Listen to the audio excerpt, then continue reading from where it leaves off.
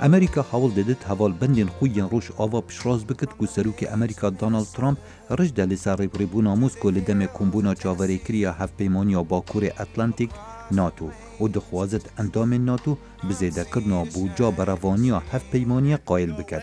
دونالد ترامپ لکمبونا کاگشتی لویلات مونتانا لسر وی پرسی راوستا. از د ناتو بینم و از د بیجم ناتو دوهین بشه دراوه ها بدن. امریکا سخبری هر تشتکی ناکد. ام هفته بونو هر جسده دراوی دادن. با پارستنا اروپا و او برای بازرگانی امد کجن. ما 151 میلیارد دلار دا کفتن ج بازرگانی دیگل اروپا هیا.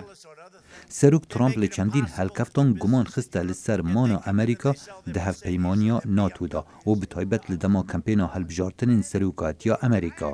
جالی دی اتلانتیک شیردوان آلمانیا انگلا مرکل برسوا رخنین سروک ترامپ دا و گود آلمانیا نها و هردم و اندام کجه باوریا ناتو بد.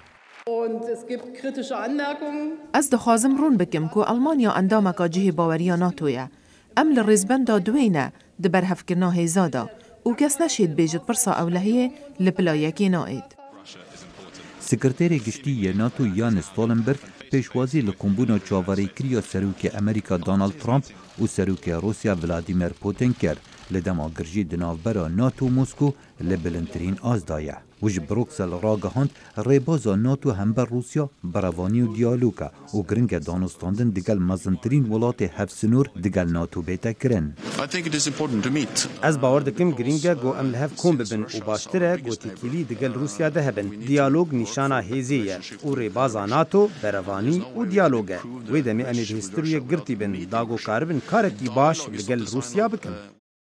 کمبونا چاوری کریا سروکن روسیا و امریکا و سنگی لسر چندین مجارین پیوندین دوالی و پرسین نفنتوی بد. جپرسا اوکراینا بروش حالاتا ناوین و گمانا دستوردان روسیا ده هلبجارتنین امریکا و جهری کرنا سی خورکی روسی لبریتانیا.